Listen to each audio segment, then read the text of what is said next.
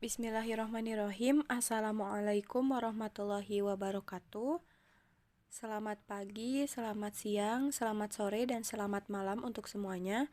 Yang terhormat Ibu Dr. Diana Hernawati, Magister Pendidikan, dan Bapak Diki Muhammad Syaidir, Magister Pendidikan, selaku dosen pengampu mata kuliah Zoologi Vertebrata, dan rekan-rekan semua yang kami rindukan. Pada kesempatan ini, kami dari kelompok 4 akan sedikit memaparkan materi mengenai AFES. Adapun anggota dari kelompok kami yaitu saya sendiri Anida Kamelia Febiana sebagai moderator dan juga pemateri kelima. Kemudian ada Asti Siti Nur Aisyah sebagai pemateri kedua. Yang ketiga ada Ninda Nur Ajijah sebagai pemateri pertama. Kemudian ada Rika Sri Nurjana sebagai pemateri keempat, ada Risma Yanti sebagai pemateri keenam, dan ada Wanda Salsabila sebagai pemateri ketiga. Untuk mengefektifkan waktu, langsung saja ke materi pertama untuk menyampaikan materinya. Assalamualaikum warahmatullahi wabarakatuh. Terima kasih kepada moderator yang telah memberikan waktu kepada saya untuk memaparkan materi mengenai evolutionary perspective atau perspektif evolusi. Perlu diketahui, reptil unggas atau avian reptiles diklasifikasikan sebagai anggota kelas Aves yang berasal dari kata avis yang artinya burung. Beberapa karakteristik pada kelas Apes atau karakteristik burung adalah yang pertama adaptasi untuk terbang, termasuk pelengkap yang dimodifikasi sebagai sayap, bulu, bersifat endotermi, memiliki tingkat metabolisme yang tinggi, tulang belakang yang dimodifikasi untuk terbang, dan tulang yang diringankan oleh banyak ruang udara. Selain itu juga, burung modern memiliki paruh yang kuat dan keras, kemudian tidak memiliki gigi. Yang selanjutnya adalah kemiripan antara burung dan reptil non-avian. Nah, kemiripan ini mencakup pada 3 karakteristik. Yang pertama adalah karakteristik anatomis, yang mencakup fitur-fitur seperti kondilus oksipital tunggal pada tengkorak, atau di mana titik artikulasi antara tengkorak dan vertebra cervix pertama. Yang kedua adalah tulang telinga tunggal. Yang ketiga struktur rahang bawah dan puluhan karakteristik kerangka lainnya. Yang kedua adalah karakteristik fisiologis, seperti keberadaan sel darah merah berinti serta aspek fungsi hati dan ginjal yang dimiliki oleh burung dan reptil non-avian. Beberapa burung dan reptil lain juga memiliki karakteristik perilaku yang sama, misalnya terkait dengan bersarang dan merawat anak-anak. Bahkan, ciri-ciri yang dulunya seharusnya menjadi karakteristik burung tetapi bukan reptil non-avian seperti endotermi, adanya ruang udara di tulang, dan keberadaan bulu telah ditunjukkan pada beberapa dinosaurus. Yang selanjutnya adalah hubungan filogenetik. Burung keturunan Archosaurus kuno atau nenek moyang yang sama dengan dinosaurus dan buaya.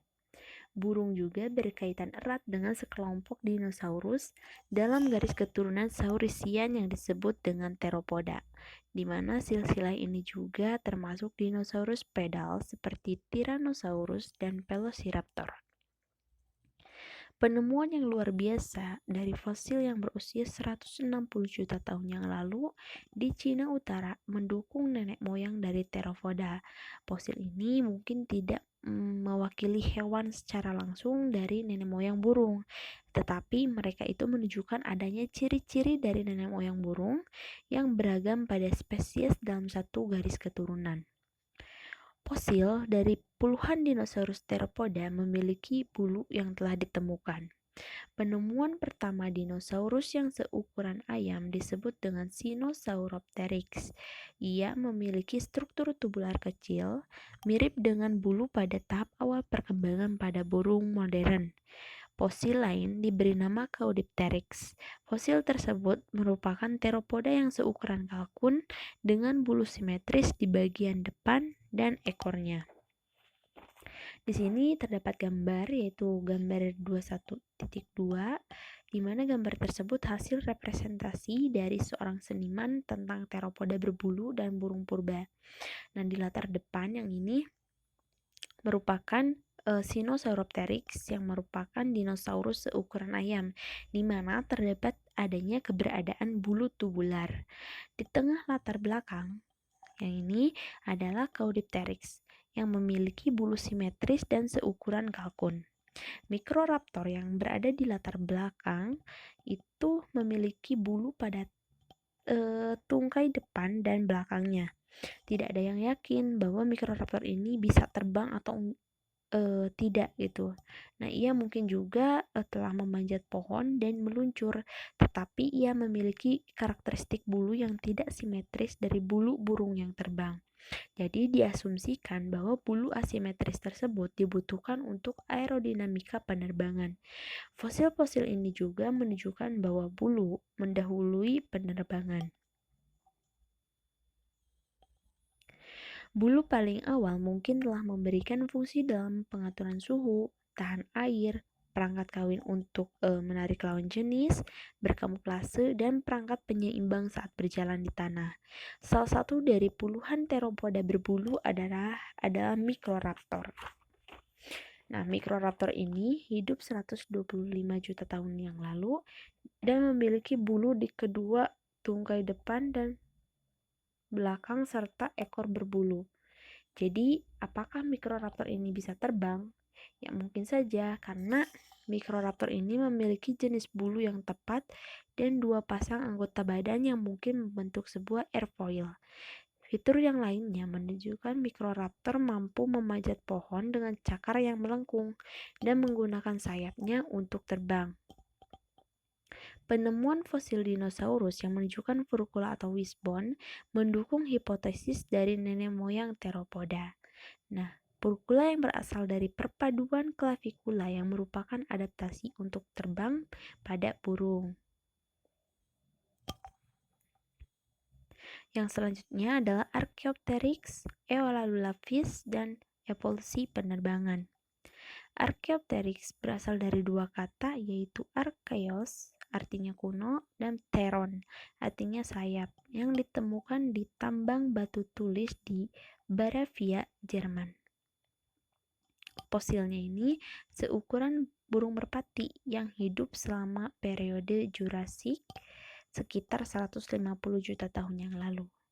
Memiliki ekor reptil yang panjang dan jari-jari yang bercakar, bulu di ekor, dan sayap pendek dan bulat. Nah, untuk gambar A, yang ini menunjukkan fosil dari Archaeopteryx yang ditemukan. Nah, yang B ini merupakan representasi dari seorang seniman mengenai Archaeopteryx. Penemuan fosil Archaeopteryx telah memperkuat gagasan nenek moyang reptil untuk burung.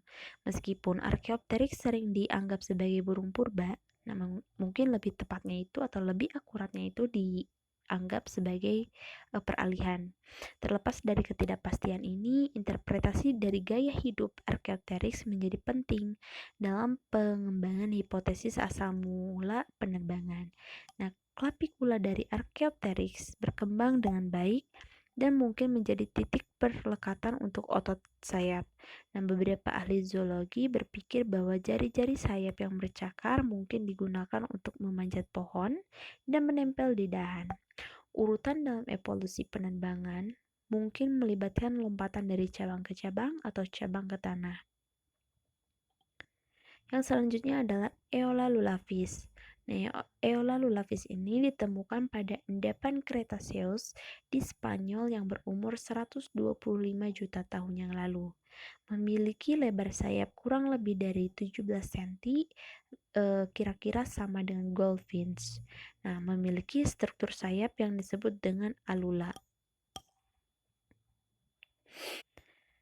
Alula hadir pada burung modern yang terbang lambat dan melayang. Kehadiran ini menunjukkan terkait adanya mekanisme penerbangan yang kompleks. Rekaman fosil menunjukkan bahwa teropoda termasuk burung seperti Eola lulavis yang terbang di pertengahan Jurasik sekitar 130 juta tahun yang lalu. Yang selanjutnya adalah keanekaragaman burung modern. Teropoda purba ini memenuhi berbagai relung ekologi. Sebagian besar garis keturunan yang diwakili oleh fosil-fosil ini punah bersama dengan dinosaurus lainnya pada akhir era Mesozoikum.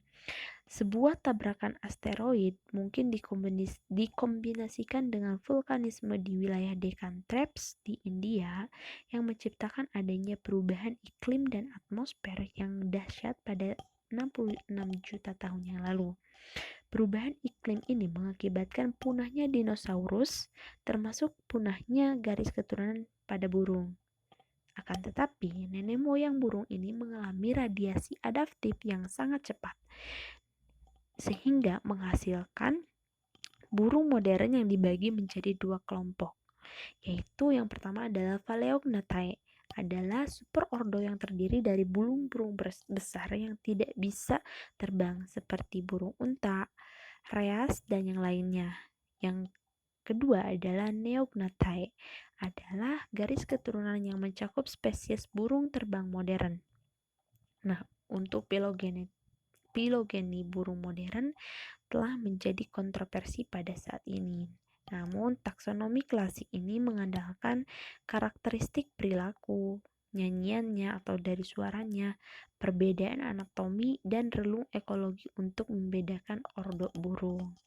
Sekian pemaparan materi dari saya. Mohon maaf apabila banyak kekurangan dan kesalahan. Materi selanjutnya akan disampaikan oleh rekan saya. Kepadanya dipersilahkan. Selanjutnya ya, karena burung modern ini terbagi menjadi dua, yaitu superordo Paleognathae dan Neognathae.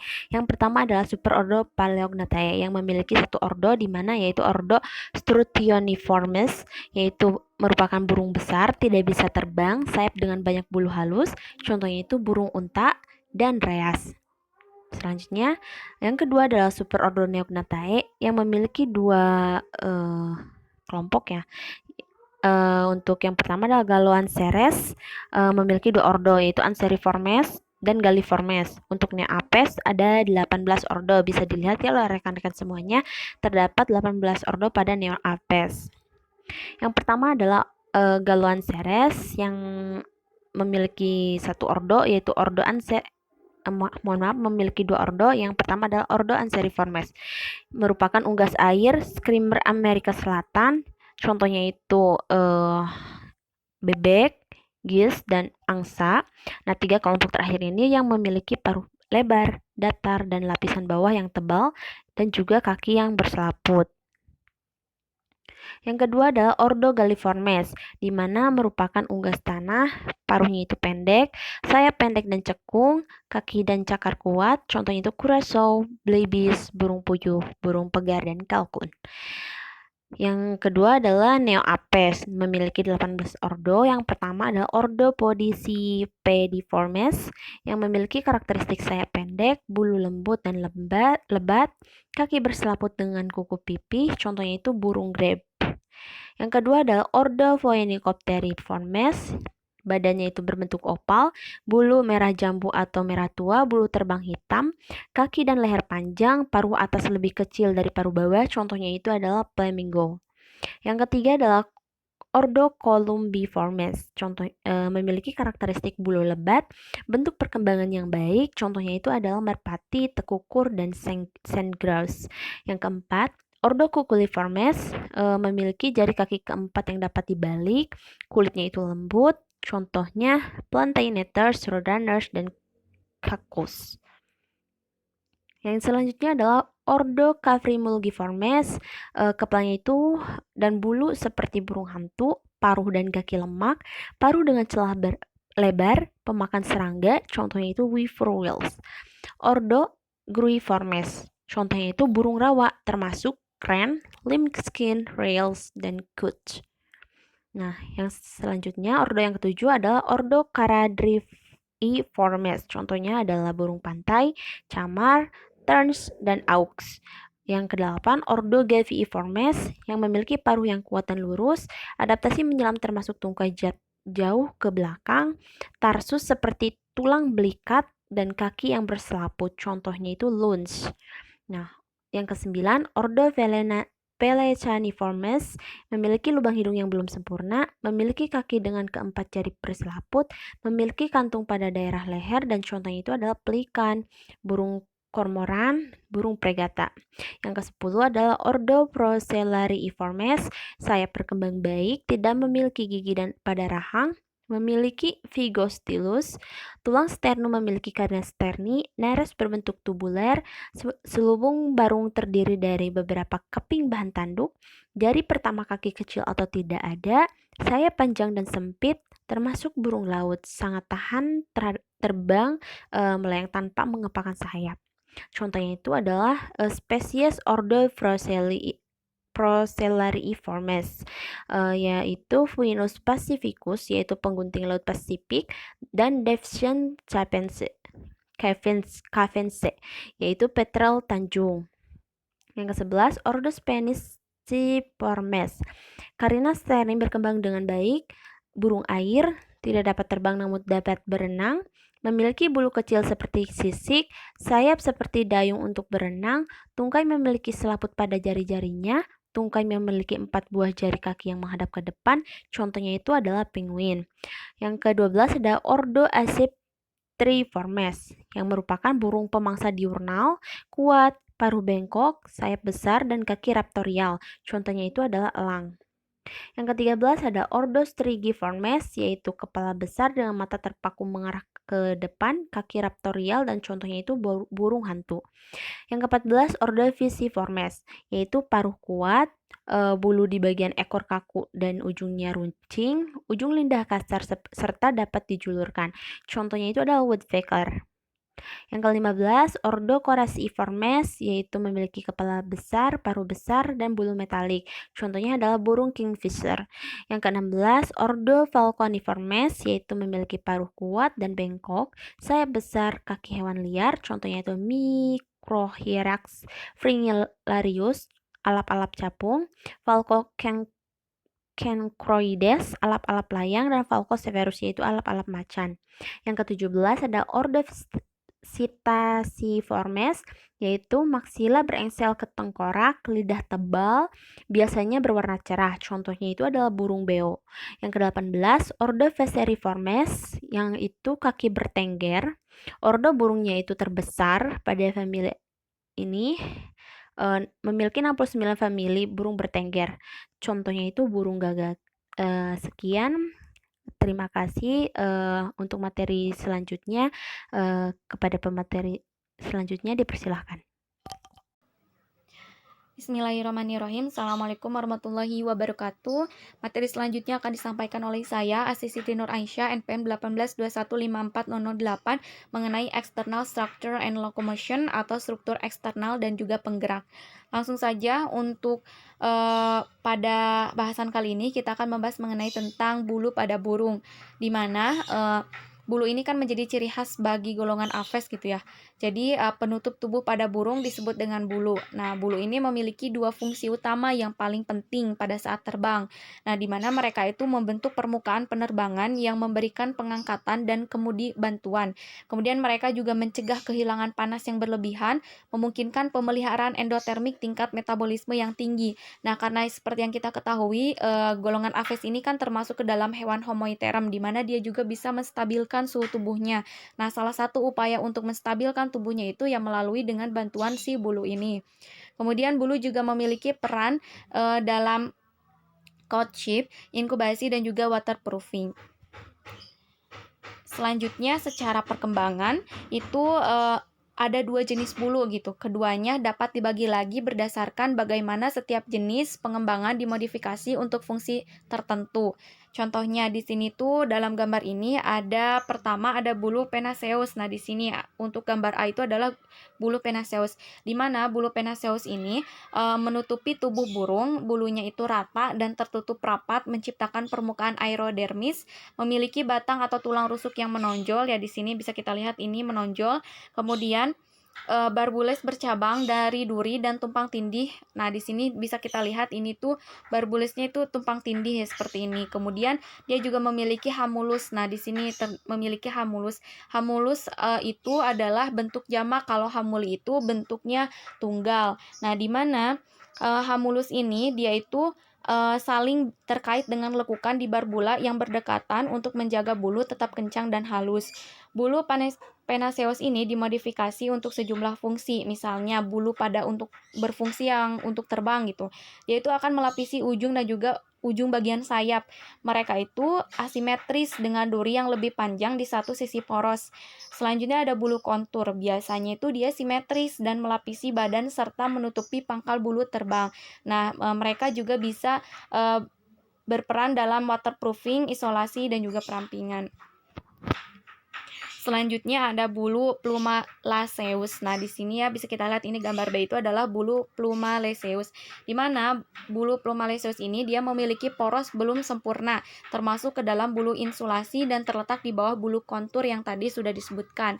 Nah, kemudian ada juga pandangan yang berkata bahwa selama bertahun-tahun ini bulu itu dianggap sebagai sisik reptil yang tumbuh dan memanjang serta tumbuh di tepi pinggiran burbula dan hamuli. Namun ternyata pandangan tersebut itu keliru karena bulu itu berkembang dalam bentuk tabung sedangkan sisik berkembang secara planar. Namun keduanya kan memiliki nenek moyang yang sama katanya. Nah, baik, selanjutnya itu masuk ke pembentukan bulu burung. Nah, pembentukan bulu dimulai saat sel epidermis berkembang biak, membentuk tabung memanjang yang disebut selubung bulu. Sel epidermis di dasar selubung bulu berkembang biak ke bawah, membentuk folikel seperti cincin yang tumbuh ke dalam dermis. Selubung bulu dengan demikian meluas ke dermis, tetapi selalu dilapisi oleh sel epidermis. Nah, pulpa kulit ini di dalam sarung bulu itu mendukung kapiler yang memberi nutrisi untuk perkembangan bulu. Sel epidermis yang melapisi selubung bulu akhirnya membentuk duri-duri bulu. Pada tahap ini, dua jenis bulu yang dijelaskan sebelumnya itu berdiferensiasi. Dalam bulu Penaseus, durinya itu duri yang berkembang itu berputar mengelilingi satu sama lain dan membentuk poros. Sedangkan pada bulu Plumalaceus itu durinya tidak berputar dan tangkainya hanya terbentuk di pangkal bulu. Seiring pertumbuhan berlanjut, bulu muncul dari sarungnya dan sarungnya membentuk kalamus seperti tabung di pangkal bulu. Nah, seperti ini. Bisa kita lihat di sini kan ada gambar seperti cincin-cincinnya. Nah, di sini ada sarung bulunya, dia akan keluar ketika sudah pada waktunya. Selanjutnya ada cara burung untuk memelihara bulunya. Nah, seperti yang kita ketahui, kita juga pernah melihat ya burung ketika menggosokkan paruhnya ke dalam bulunya itu berfungsi untuk membersihkan bulunya tersebut. Jadi, cara burung itu yaitu dengan menggosokkan paruh pada bulu agar bulu tetap halus, bersih, dan pada tempatnya. Hamuli yang copot, tadi kan hamuli sudah disebutkan ya. Nah, hamuli yang copot dapat dicabut kembali dengan memasukkan bulu ke dalam paruh. Nah, selain itu, burung juga bisa mengeluarkan sekresi dari kelenjar minyak atau kelenjar uropigial di pangkal ekor yang biasanya banyak pada burung itu disebarkan di bulu selama merapikan bulu untuk menjaga kelembutan dan pengusir air bulu. Sekresi juga melumasi paruh dan kaki untuk mencegah lecet.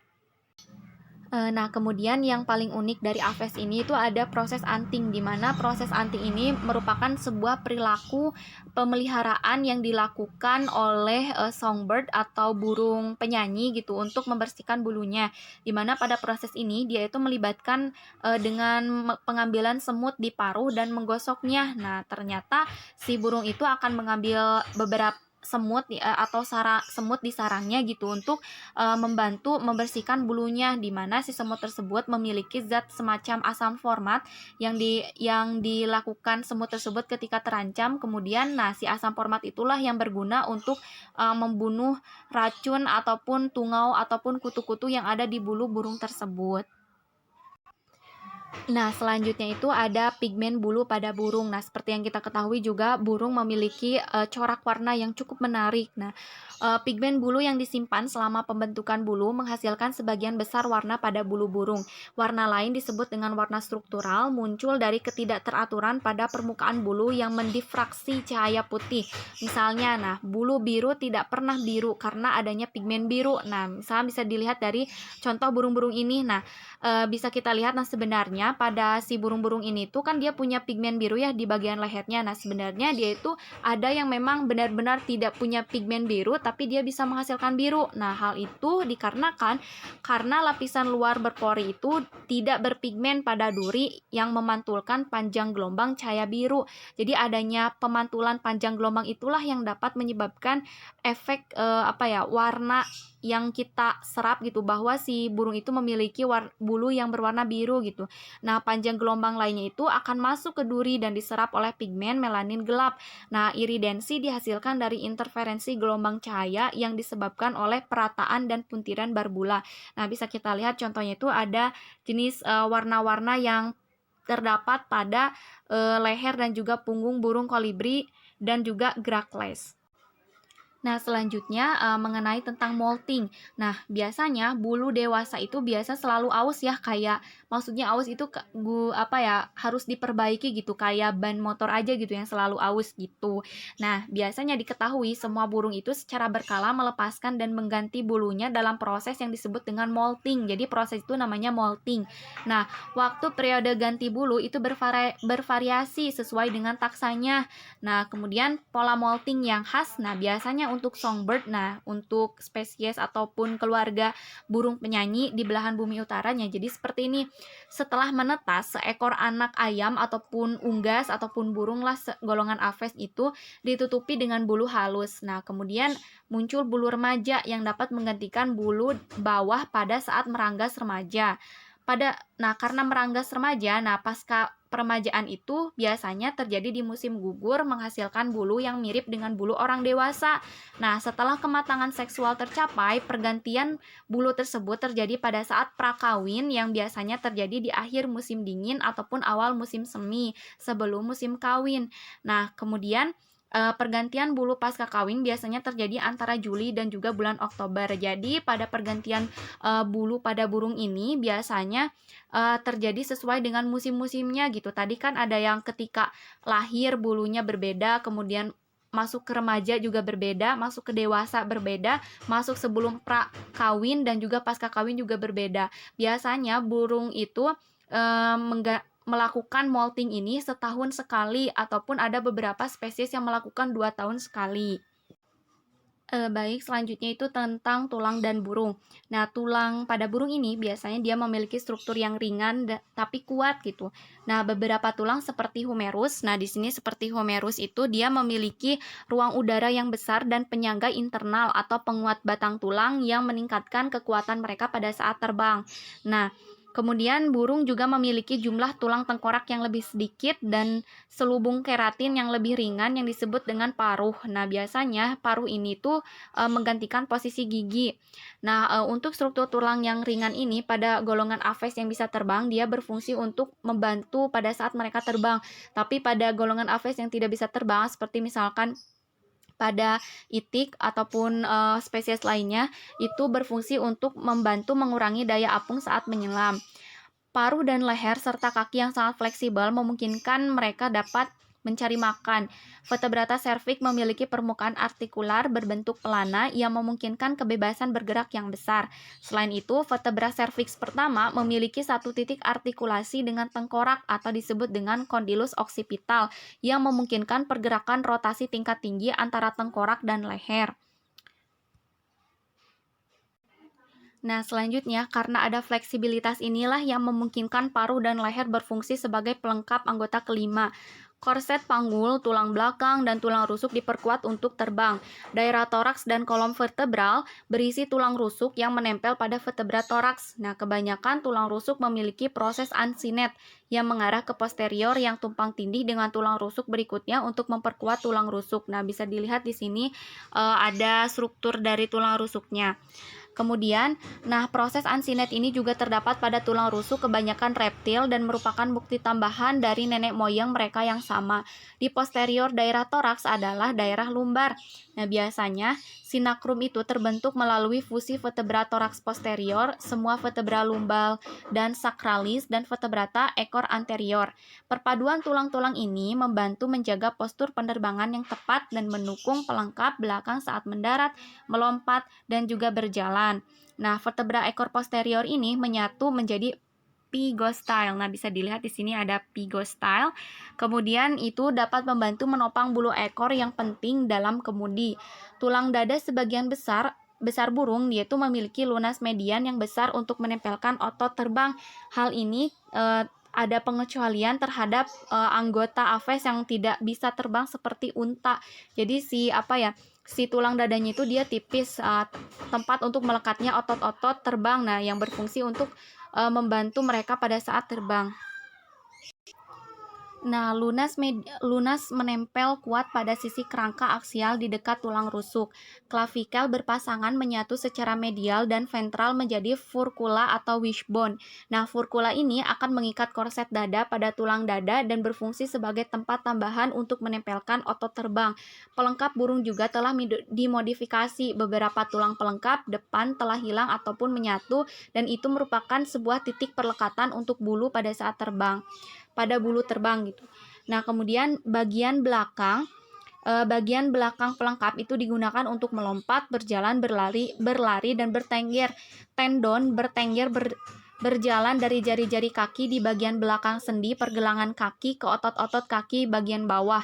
Ketika sendi pergelangan kaki ditekuk seperti saat mendarat di tempat bertengger, ketegangan pada tendon bertengger meningkat dan kaki mencengkram tempat bertengger. Nah, bisa kita lihat pada gambar ini ya. Nah, seperti itu. Nah, kemudian pegangan otomatis ini akan membantu burung bertengger bahkan pada saat tidur. Otot-otot tungkai bawah dapat meningkatkan ketegangan pada tendon ini, misalnya pada saat burung elang menggenggam ikan di cakarnya. Nah, selanjutnya ada otot pada burung. Otot terbesar dan terkuat dari kebanyakan burung adalah otot terbang. Nah, biasanya seperti yang saya bahas sebelumnya, bahwa mereka itu menempel pada tulang dada dan klavikula serta humerus. Nah, otot-otot kebanyakan burung ini secara fisiologis dia tuh beradaptasi untuk terbang. Otot terbang harus berkontraksi dengan cepat dan memiliki tingkat kelelahan yang sangat lambat, karena bisa kita bayangkan kalau otot terbang tersebut mudah lelah, bagaimana pada saat dia terbang gitu, kan bahaya gitu. Kemudian otot-otot ini juga memiliki banyak mitokondria dan menghasilkan ATP dalam jumlah besar untuk menyediakan energi yang dibutuhkan untuk saat dia terbang, terutama pada saat mereka migrasi jarak jauh. Nah, berbeda dengan unggas domestik ataupun burung peliharaan misalkan. Nah, kan mereka itu hidupnya di sangkar, jadi mereka tidak bergerak secara bebas, terbang secara bebas, sehingga otot-ototnya itu kurang berkembang dengan baik dan biasanya mengandung sedikit mitokondria dan memiliki vaskularisasi yang buruk. Mungkin sekian materi yang dapat saya sampaikan. Saya serahkan ke pemateri selanjutnya. Bismillahirrahmanirrahim. Assalamualaikum warahmatullahi wabarakatuh. Selamat pagi, siang, sore, dan malam kepada teman-teman semua yang sedang menyimak materi dari AFES. Saya, Wanda Salsabila, akan melanjutkan pembahasan dari materi kita pada hari ini, yaitu mengenai bagaimana cara burung terbang atau how do birds fly. Dan juga saya akan membahas mengenai nutrisi dan sistem pencernaan pada AFES. Sebelumnya, burung terbang dibagi menjadi dua mode fungsi, yaitu mengepak dan posisi diam atau meluncur atau gliding. Dapat kita bayangkan bahwa burung mula-mula akan mengepakkan sayap untuk mulai terbang, dan burung melakukan mode gliding atau meluncur untuk meminimalisasi energi yang dibuang. Salah satu faktor yang dapat mempengaruhi burung untuk terbang adalah bentuk sayap. Sayap pada burung tidaklah berbentuk datar, namun membentuk airfoil.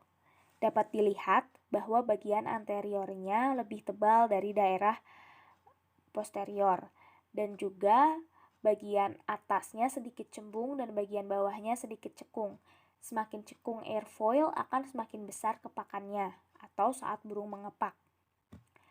Jika melihat pada gambar, terdapat 3 warna yang mewarnai bentuk sayap burung tersebut. Garis merah merupakan bagian ujung depan di mana udara pertama kali mengenai sayap burung dan akan diteruskan ke bagian berwarna hijau, lalu berakhir pada bagian ujung belakang yaitu bagian berwarna biru di mana udara akan meninggalkan sayap. Lalu perlu kita ketahui bahwa burung ini memiliki bentuk yang berbeda-beda pada sayapnya. Karena cara terbang burung ini berbeda. Ada yang selalu menggunakan sayapnya untuk terbang setiap waktu dan ada juga yang tidak. Selain itu, habitat tempat tinggal burung pun berbeda-beda sehingga dapat mempengaruhi dalam aerodinamiknya. Sayap panjang lebih cocok untuk digunakan untuk meluncur atau gliding, namun akan sulit untuk mengepak dengan cepat. Nah, berbeda dengan sayap yang pendek, berarti lebih cocok untuk mengepak dengan cepat dibandingkan dengan meluncur. Lalu terdapat 4 bentuk sayap pada burung. Yang pertama ada eagle wing atau sayap yang terdapat pada burung elang dan rekan-rekannya. Rasio yang dimiliki yaitu sekitar 9,3 dan bulu-bulu di ujungnya terpisah menjadi jari-jari. Hal tersebut membantu kontrol burung ketika meluncur. Pada dasarnya, burung dengan tipe sayap ini terbang tinggi di atas tanah dan menggunakan berbagai aliran udara ke atas untuk menghindari kepakan sayap. Sehingga mungkin kita sering melihat kalau burung sejenis elang ini lebih banyak meluncur atau melakukan gliding dibandingkan mengepakkan sayapnya. Selanjutnya ada gullwing. Gull adalah burung camar. Jadi untuk burung camar dan sejenisnya memiliki rasio aspek sekitar 13,8 dan lebih tinggi dari rasio eagle wing tadi. Nah, berbedanya dengan eagle wing tadi juga pada gullwing ini tanpa jari. Dan pada gullwing, sayapnya sangat baik untuk meluncur di atas laut. Lalu terdapat weatherwing. Memiliki rasio aspek sekitar 12,5 dan sangat bagus untuk migran jarak jauh. Yang terakhir terdapat pheasant wing. Pheasant ini pegar atau burung-burung pegar. Jadi burung-burung pegar ini memiliki rasio aspek paling rendah yaitu sekitar 3,0 hingga 6,0 dan terbangnya sangat lambat sehingga tidak bagus untuk melakukan gliding atau meluncur. Selanjutnya adalah mekanisme burung terbang. Teman-teman dapat lihat pada gambar tersebut menunjukkan adanya mekanisme pada burung terbang. Pada gambar yang pertama atau bagian A, udara melewati bagian atas sayap yang bergerak lebih cepat dari udara yang melewati bagian bawah sayap, sehingga terjadi penurunan tekanan udara pada bagian permukaan atas sayap dan menciptakan daya angkat. Selanjutnya, meningkatnya udara yang masuk akan meningkatkan daya angkat dan juga meningkatkan turbulensi. Karena gaya angkat dari sayap mengatasi berat burung dan gaya yang mendorong burung itu ke depan harus mengatasi tarikan yang diciptakan oleh burung itu di udara. Sehingga meningkatkan sudut dari sisi depan sayap dan membuat udara yang mendekat atau sudut serangan akan meningkatkan daya angkat. Akan tetapi, seraya sudut serangan meningkat, aliran udara di atas permukaan bagian atas menjadi turbulens dan mengurangi daya angkat. Lalu, turbulensi akan berkurang jika udara mengalir dengan cepat melalui celah pada ujung-ujung sayap. Melekatkan bulu-bulu pada ujung sayap dan adanya alula pada bagian sisi depan sayap akan mengurangi turbulensi. Alula di sini merupakan sekelompok bulu kecil yang ditopang oleh tulang jari tengah. Selama burung lepas landas atau terbang, mendarat, dan terbang melayang, sudut dari serangan akan meningkat dan alula akan ditinggikan. Selama penerbangan membumbung dengan cepat, sudut serangan berkurang dan kemiringan dikurangi. Lalu, bagian distal pada sayap menghasilkan sebagian besar kekuatan dorong dari penerbangan karena letaknya lebih jauh dari sendi bahu. Bagian distal dari sayap bergerak lebih jauh dan lebih cepat daripada bagian proksimal pada sayap. Selama kemiringan atau downstroke, daya tarik ujung depan pada bagian tengah sayap menghadap ke bawah dan menciptakan daya dorong yang sedikit sebanding dengan tenaga yang dihasilkan pada baling-baling pesawat.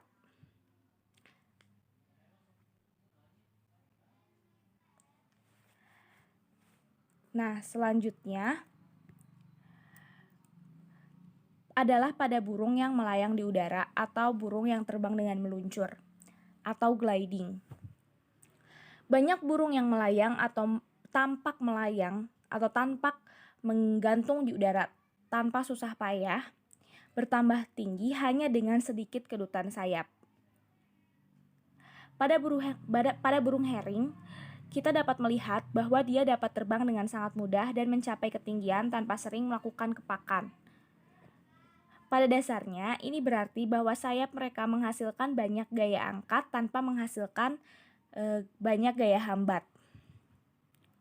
Burung besar telah berevolusi menjadi pesawat layang sebagian karena semakin mudah meluncur, semakin besar sayapnya. Dan jelas pada burung kecil tidak bisa memiliki sayap besar. Kedua, mekanisme terbang mengepak menjadi lebih sulit untuk dicapai jika tubuh dari burung ini semakin besar. Ini semua terkait dengan fakta bahwa massa bertambah jauh lebih cepat daripada panjangnya. Seekor burung 2 kali lebih panjang dari yang rata-rata 4 kali lebih berat. Nah, materi ini menjadi penutup untuk penjelasan mengenai burung dapat terbang atau how do birds fly. Materi selanjutnya kita akan membahas mengenai nutrisi dan sistem pencernaan pada aves.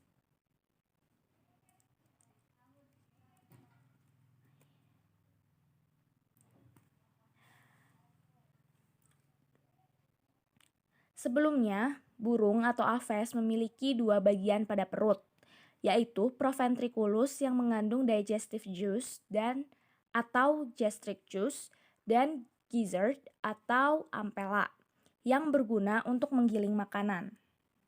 Kita tahu bahwa beberapa burung menelan batu atau pasir yang disimpan di ampela untuk membantu proses penggilingan. Perlu diketahui bahwa burung tidak memiliki lubang terpisah untuk mengeluarkan urin dan feses. Sebaliknya, asam urat dari ginjal disekresikan ke usus besar dan digabungkan dengan limbah dari proses pencernaan. Jika teman-teman lihat pada gambar, saya menampilkan bagian-bagian pada sistem pencernaan burung. Nah, saya akan bahas satu persatu. Yang paling pertama adalah adanya paruh. Paruh merupakan mulut bagi unggas dan merupakan rahang bawah dan rahang atas yang menanduk. Paruh berfungsi untuk makan dan minum pada unggas. Paruh menghasilkan air liur atau saliva. Paruh yang langsung mengambil makanan untuk dicerna lebih lanjut setelah makanan masuk ke dalam paruh, kemudian lidah akan mendorong makanan masuk ke esofagus. Lidah juga berperan membantu menelan makanan. Kemudian dengan adanya saliva atau air liur mempermudah makanan masuk ke dalam esofagus. Lalu terdapat esofagus atau sering juga disebut kerongkongan. Kerongkongan merupakan tabung berotot yang dilalui makanan untuk proses pencernaan berikutnya. Esofagus membentang di sepanjang leher dan toraks. Pada esofagus terjadi gerakan peristaltik untuk mendorong makanan masuk ke pencernaan berikutnya. Permukaan licin pada esofagus memudahkan makanan untuk masuk ke dalam tembolok. Nah, tembolok atau crop merupakan suatu pelebaran kerongkongan yang terdapat di antara proventriculus atau lambung kelenjar dan mulut. Setelah makanan masuk ke dalam tembolok, makanan akan disimpan sementara dan makanan pada tembolok akan dilunakkan oleh getah yang dihasilkan oleh tembolok dan bakteri yang menghasilkan asam. Lalu selanjutnya, terdapat proventriculus. Proventriculus atau lambung kelenjar terletak di antara kerongkongan dengan ampela. Di sini terjadi pencernaan secara enzimatis yang merubah makanan sehingga mudah dicerna. Pencernaan di proventriculus terjadi dalam jangka waktu yang sangat singkat. Setelah dicerna, di proventriculus makanan masuk ke dalam ampela atau gizzard, atau disebut juga perut otot. Ampela berada di antara proventriculus dan bagian atas usus kecil. Ampela memiliki otot yang kuat dan permukaan yang tebal. Di sini terjadi pencernaan secara mekanik. Makanan akan digiling dengan batu-batu kecil yang sebelumnya dimakan oleh unggas sehingga makanan berukuran lebih halus lagi. Lalu setelah dicerna di ampela, makanan masuk ke dalam usus kecil. Mukosa usus halus berfungsi untuk menggerakkan makanan dan memperluas permukaan untuk menyerap sari-sari makanan oleh vili-vili pada dinding usus. Pada usus kecil terjadi pencernaan secara enzimatis karena usus dihuni oleh beberapa jenis bakteri penghasil enzim. Enzim dalam usus kecil akan merubah protein menjadi asam amino, sedangkan lemak dirubah menjadi asam lemak dan gliserol. Keseimbangan jumlah bakteri dalam usus akan berpengaruh terhadap efisiensi pakan untuk kebutuhan pokok dan produksi. Lalu, unggas memiliki dua saluran usus buntu atau yang disebut dengan cecum atau di sini disebut juga dengan caeca. Pencernaan juga terjadi sedikit pada usus buntu. Saluran pencernaan ini terjadi pencernaan karbohidrat, protein, dan absorpsi air. Pencernaan selanjutnya terjadi pada usus besar atau large intestine.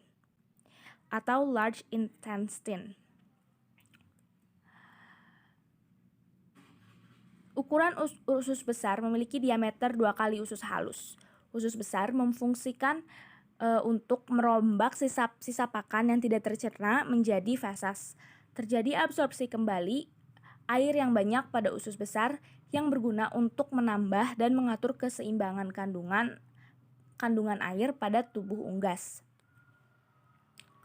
Proses pencernaan terakhir terjadi pada kloaka. Kloaka merupakan tempat pengeluaran sisa-sisa atau ampas dari pencernaan atau feses dan urin. Setelah makanan selesai dicerna, sisa-sisa makanan atau feses akan dikeluarkan melalui kloaka.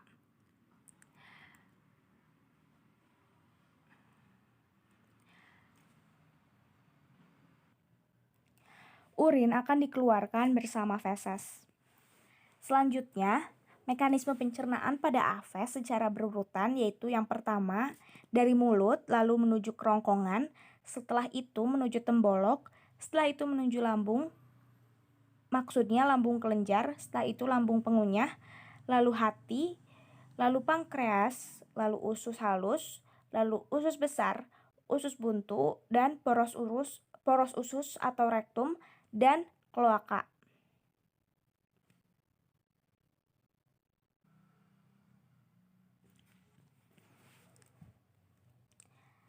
Setelah itu, kita mengetahui bahwa afes biasanya dibedakan pula berdasarkan cara makan yang didasari oleh asal makanan yang diperoleh. Paru dan lidah burung termodifikasi dari cara makan dan asal makanannya. Seperti yang terlihat pada gambar, terdapat 3 gambar burung. Gambar A menunjukkan paruh pada elang Haliaetus leucocephalus yang terspesialisasi untuk mencabik mangsa. Lalu pada gambar B, bagian paruh tebal dan kuat pada burung kardinal berguna untuk memecahkan biji. Lalu paruh pada burung flamingo menyaring makanan dari air saat posisi kepalanya ke bawah. Nah, penjelasan tersebut menjadi akhir dari materi nutrisi dan pencernaan makanan, sehingga menjadi akhir pula penjelasan saya pada materi afes. Untuk selanjutnya, saya serahkan ke pemateri selanjutnya. Terima kasih. Wassalamualaikum warahmatullahi wabarakatuh. Bismillahirrahmanirrahim. Terima kasih kepada pemateri sebelumnya. Di sini saya akan melanjutkan materi yaitu mengenai sistem sirkulasi, pertukaran gas, dan termoregulasi pada burung. Yang pertama yaitu mengenai sistem sirkulasi. Sistem peredaran darah pada aves atau burung sama dengan sistem peredaran darah pada mamalia. Sistem peredaran darah pada burung berupa sistem peredaran darah ganda dan peredaran darah tertutup. Oleh karena itu, dalam 1 kali darah mengalir, darah melewati jantung sebanyak 2 kali, yaitu saat peredaran darah kecil dan peredaran darah besar.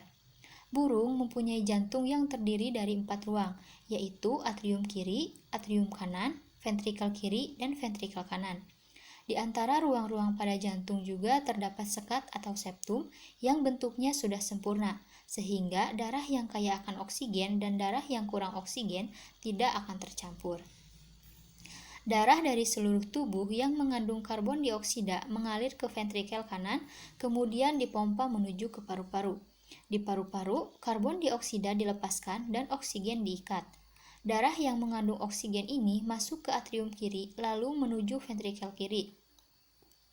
Peredaran darah itu disebut peredaran darah kecil karena darah dari jantung ke paru-paru kemudian kembali lagi menuju jantung. Dari ventrikel kiri, darah yang mengandung oksigen menuju ke sel-sel tubuh.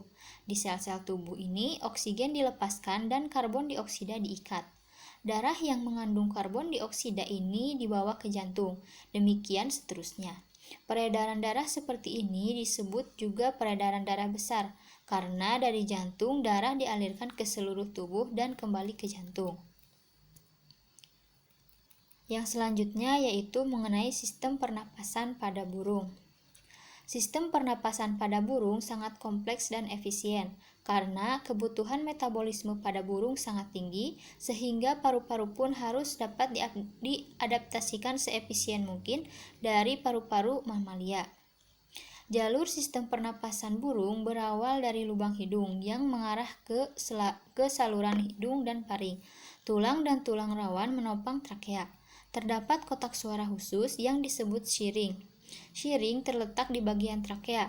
Trakea berbentuk panjang berupa pipa bertulang rawan yang berbentuk cincin. Pada bagian akhir trakeanya bercabang menjadi 2 bagian, yaitu bronkus kanan dan bronkus kiri. Bronkus bercabang lagi menjadi mesobronkus yang merupakan bronkus sekunder dan dapat dibedakan menjadi ventrobronkus yang berada di bagian ventral dan dorsobronkus yang berada di bagian dorsal. Ventrobronkus dihubungkan dengan dorsobronkus oleh banyak parabronkus. Parabronkus berupa tabung kecil. Di parabronkus bermuara banyak kapiler sehingga memungkinkan udara berdifusi. Selain paru-paru, burung memiliki beberapa perluasan paru-paru atau kantung udara, atau disebut dengan sakus pneumatikus, yang menyebar sampai ke perut, leher, dan sayap. Pada kantung udara tidak terjadi difusi gas pernapasan. Kantung udara terdapat pada yang pertama pangkal leher atau bisa disebut dengan servikal. Yang kedua berada pada ruang dada bagian depan atau toraks anterior. Yang ketiga berada pada ruang dada bagian belakang atau toraks posterior. Yang keempat berada pada rongga perut atau sakus abdominalis. Yang terakhir berada pada ketiak atau sakus axillaris. Nah, adapun fungsi dari kantung udara tersebut adalah yang pertama, membantu pernapasan terutama saat terbang. Yang kedua, menyimpan cadangan udara atau oksigen. Yang ketiga, memperbesar atau memperkecil berat jenis pada saat burung berenang. Yang keempat, mencegah hilangnya panas tubuh yang terlalu banyak. Nah, yang selanjutnya yaitu aliran udara selama inspirasi dan ekspirasi. Nah, mekanisme pernapasan pada burung terjadi melalui 2 tahapan, yaitu tahap inspirasi dan ekspirasi. Nah, gambar di samping yang gambar A, siklus 1 merupakan proses inspirasi pertama. Selama inspirasi pertama, udara bergerak ke dalam kantung udara perut. Pada saat yang sama, udara yang sudah ada di paru-paru bergerak melalui parabronkus ke dalam kantung udara toraks. Selama ekspirasi, udara di kantung udara toraks bergerak keluar dari sistem pernapasan, dan udara di kantung udara perut bergerak ke parabronkus. Nah, pada inspirasi kedua, gambar siklus yang kedua, udara bergerak ke dalam kantung udara dada dan dikeluarkan pada ekspirasi berikutnya. Yang selanjutnya yaitu mengenai termoregulasi. Nah, burung dapat menjaga suhu tubuhnya antara 30 derajat Celcius dan 45 derajat Celcius. Suhu ekstrim yang mematikan bagi burung adalah suhu yang lebih rendah dari 32 derajat Celcius dan lebih tinggi dari 47 derajat Celcius. Ketika dalam lingkungan dingin, panas harus disimpan dan dihasilkan melalui proses metabolisme. Pada situasi yang dingin, burung yang sedang beristirahat mengembangkan bulunya untuk meningkatkan sifat isolasi dengan menambah ruang udara mati di dalamnya. Ia juga menyelipkan paruh ke dalam bulunya untuk mengurangi kehilangan panas dari saluran pernapasan. Bagian burung yang paling terbuka adalah kaki dan tarsi, yang tidak memiliki otot berdaging atau suplai darah yang banyak. Nah, suhu di ekstremitas ini dibiarkan turun mendekati titik beku untuk mencegah hilangnya panas. Pertukaran panas berlawanan arus antara darah yang hangat yang mengalir ke tungkai dan kaki dan darah dingin yang mengalir ke inti tubuh dari tungkai dan kaki, mencegah hilangnya panas yang berlebihan di kaki. Panas dikembalikan ke inti tubuh sebelum pergi ke ekstremitas dan hilang ke lingkungan. Menggigil juga menghasilkan panas dalam suhu yang sangat dingin. Peningkatan metabolisme selama musim dingin membutuhkan makanan tambahan. Nah, burung mungkin juga perlu membuang panas berlebih. Penerbangan menghasilkan panas dalam jumlah besar. Berbeda dengan mamalia, burung tidak memiliki kelenjar keringat, namun tetap mengandalkan penguapan air untuk pendinginan. Burung terengah-engah untuk membuang panas melalui saluran pernapasan. Beberapa burung meningkatkan pendinginan evaporasi melalui gular flutter, yang merupakan getaran cepat dari tenggorokan bagian atas dan dasar mulut.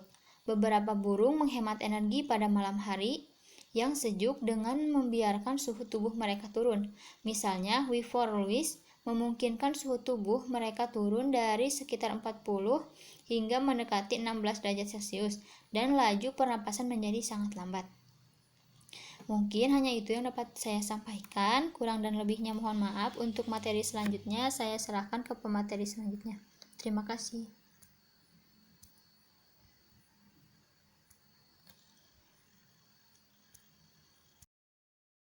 Terima kasih kepada pemateri sebelumnya yang telah memaparkan materinya.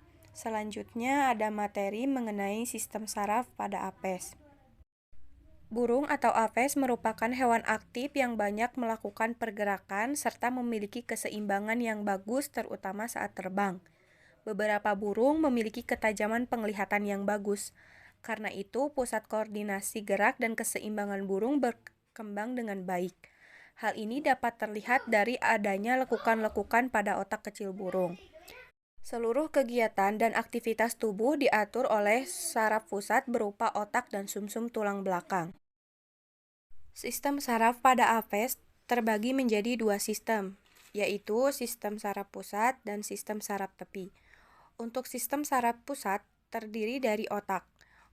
Bagian-bagian otak diantaranya yang pertama ada cerebrum atau otak besar.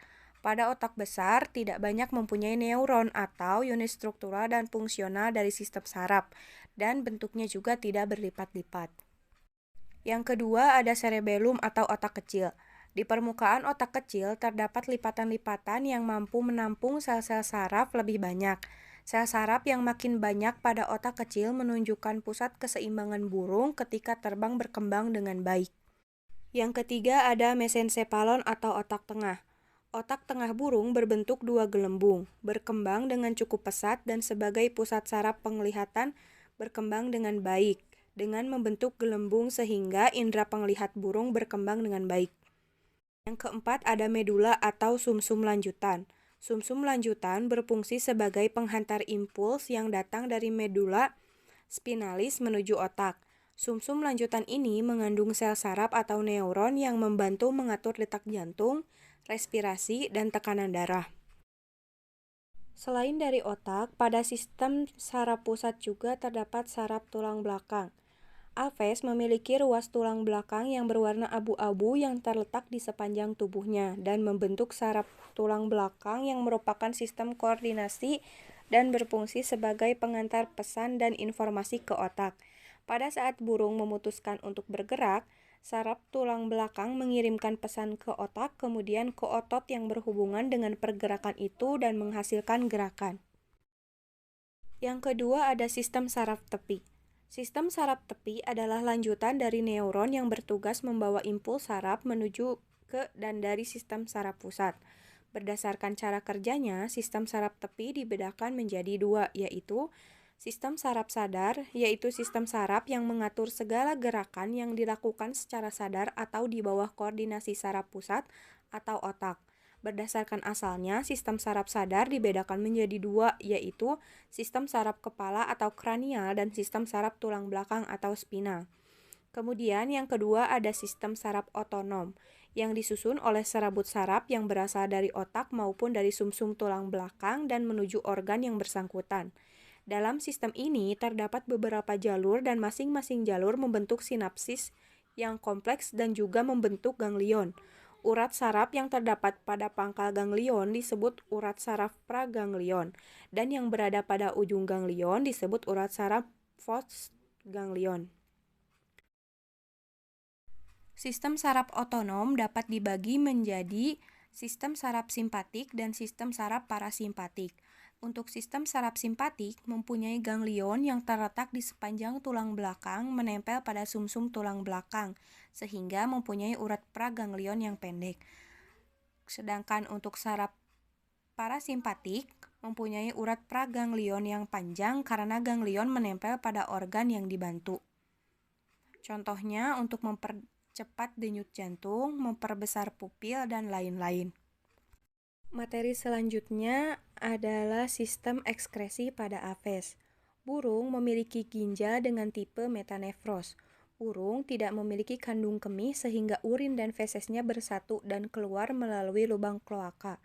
Urin pada burung diekskresikan dalam bentuk asam urat. Metabolisme burung sangat cepat. Dengan demikian, sistem ekskresi juga harus memiliki dinamika yang sangat tinggi. Peningkatan efektivitas ini terlihat pada jumlah nefron yang dimiliki oleh ginjal burung. Setiap 1 mm kubik ginjal burung terdapat 100-500 nefron.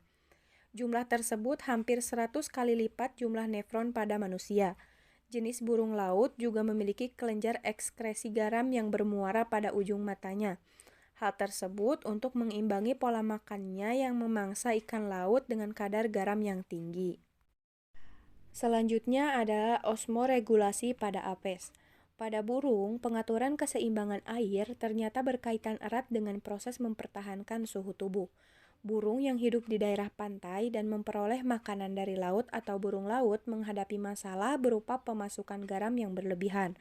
Hal ini berarti bahwa burung tersebut harus berusaha mengeluarkan kelebihan garam dari tubuhnya. Burung mengeluarkan kelebihan garam tersebut melalui kelenjar garam yang terdapat pada cekungan dangkal di kepala bagian atas di sebelah atas setiap matanya di dekat hidung. Apabila burung laut menghadapi kelebihan garam di dalam tubuhnya, hewan itu akan menyekresikan cairan pekat yang banyak mengandung NaCl. Kelenjar garam ini hanya aktif pada saat burung tersebut dijenuhkan oleh garam. Baik, terima kasih kepada pemateri sebelumnya. Langsung saja ke materi selanjutnya yang akan disampaikan oleh saya, Rismayanti, yaitu mengenai reproduksi dan perkembangan. Karakteristik pada burung jantan. Pada jantan, gonad berada di daerah perut punggung di sebelah ginjal. Testis, sepasang, dan tubulus melingkar atau vasa diferensia mengalirkan sperma ke kloaka.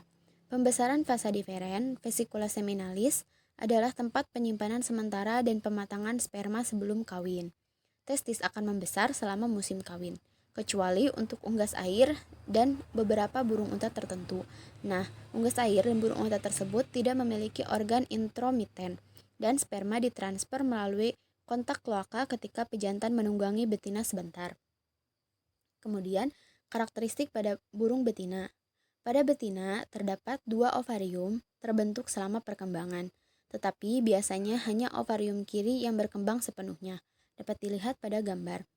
Bukaan besar berbentuk corong yang disebut dengan ostium atau saluran telur menyelimuti ovarium dan menerima telur setelah ovulasi. Telur dibuahi di bagian atas saluran telur. dan albumen yang disekresi oleh daerah kelenjar dinding saluran telur secara bertahap mengelilingi zigot saat ia menyelesaikan perjalanannya. Kelenjar cangkang di bagian bawah saluran telur menambahkan cangkang. Kemudian saluran telur terbuka ke dalam kloaka. Nah, ada beberapa aktivitas yang dilakukan untuk menarik pasangan. Contohnya adalah burung pelatuk jantan bermain drum di pohon untuk menarik perhatian betina.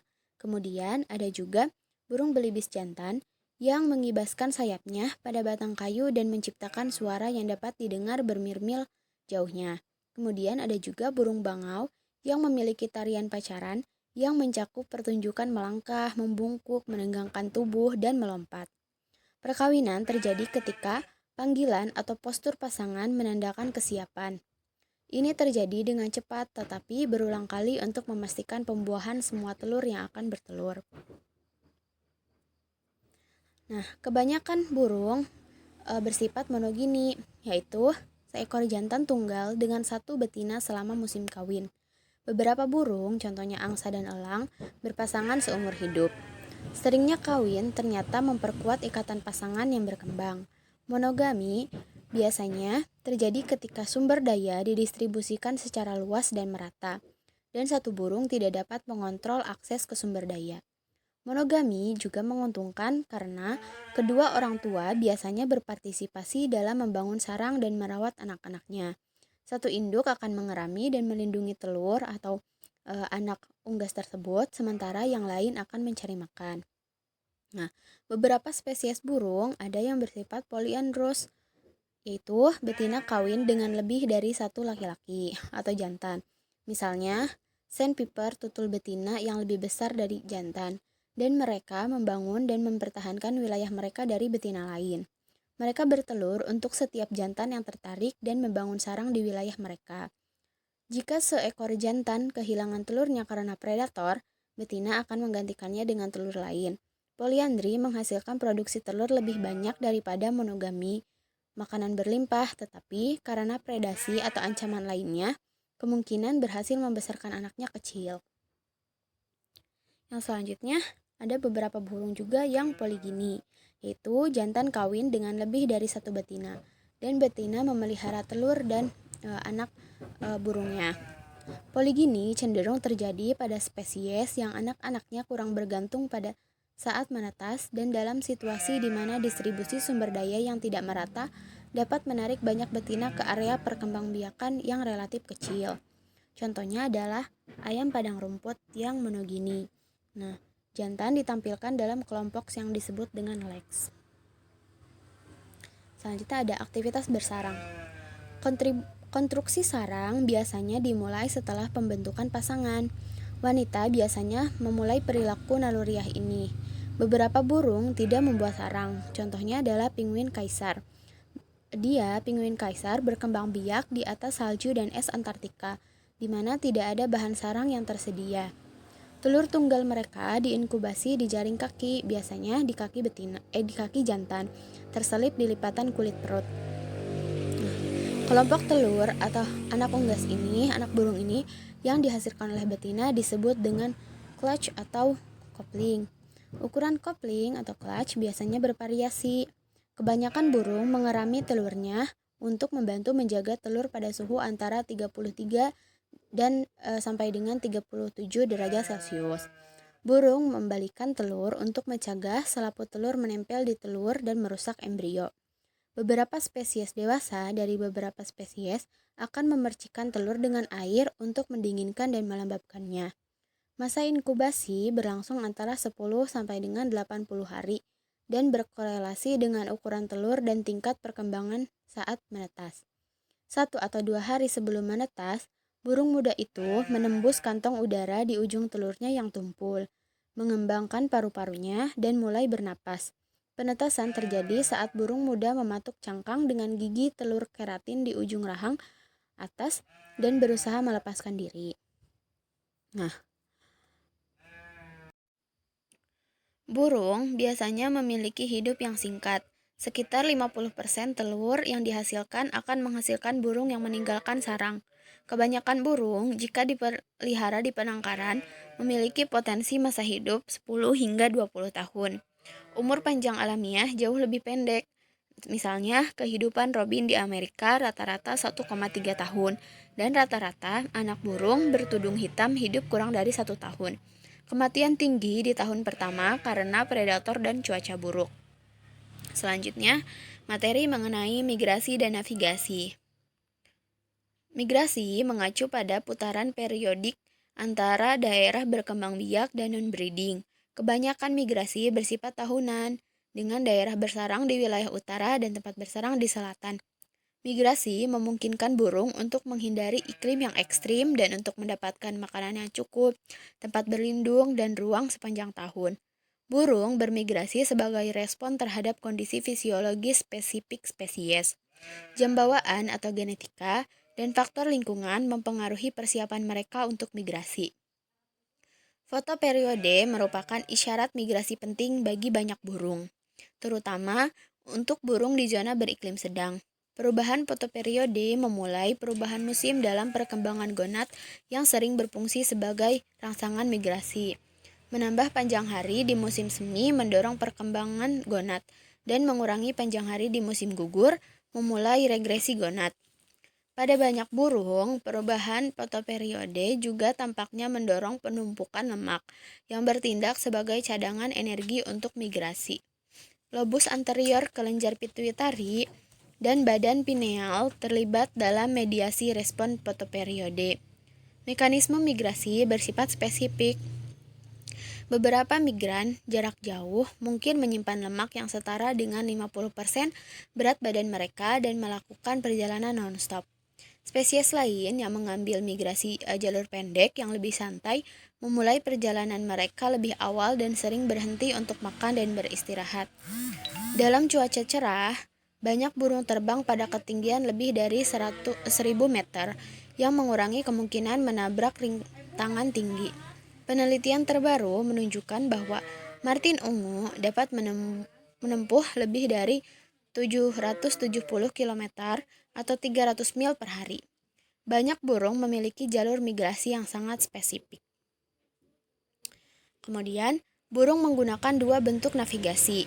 Navigasi berbasis rute melibatkan pelacakan landmark atau visual atau auditory pada perjalanan keluar sehingga landmark tersebut dapat digunakan dalam urutan terbalik pada perjalanan pulang.